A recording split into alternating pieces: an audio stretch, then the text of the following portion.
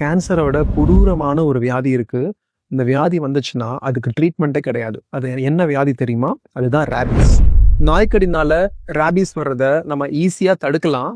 அதுக்கு ஃபர்ஸ்ட் நாய்க்கடியை நம்ம 3 விதமா கிளாசிஃபை பண்ணணும். கேட்டகரி 1னாக்கா மூடி இருக்கிற தோல் மேல நாய் நக்குனா அது கேட்டகரி 1.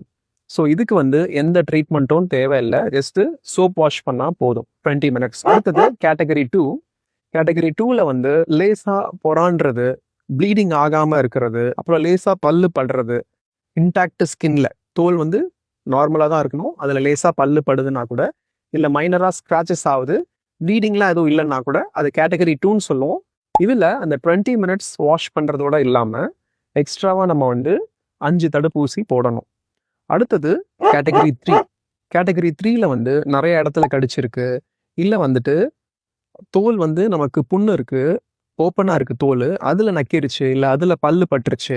அப்படி இல்லாட்டினா நம்ம வாயில, மூக்குல, இல்ல கண்ணுல அது நக்கிடுச்சு, அதனுடைய நாக்குல இருக்கிற உமிழ்நீர்லாம் நம்ம வாயில, மூக்குல, இல்ல கண்ணுல பட்டுருச்சுனாலே அது கேட்டகரி 3 ஆயிடும்.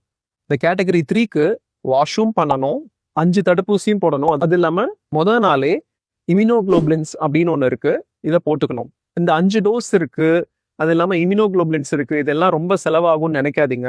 எல்லாமே கவர்மெண்ட் ஹாஸ்பிட்டல்ல ஃப்ரீயா கொடுக்குறாங்க. நாய் கடிச்சு 24 மணி நேரத்துக்குள்ளேயே நம்ம இந்த ஃபர்ஸ்ட் டோஸ் போட ஆரம்பிச்சு கண்டினியூஸா அவங்க சொல்ற டேட்ல மற்ற ஊசி எல்லாம் போட்டுக்கிட்டோம்னாலே இந்த ரேபீஸ்ன்னு வரக்கூடிய கேன்சரோட கொடிய நோயை நம்ம தடுத்துடலாம். இதை உங்க ஃப்ரெண்ட்ஸ் அண்ட் ரிலேட்டிவ்ஸ் எல்லாருக்கும் ஷேர்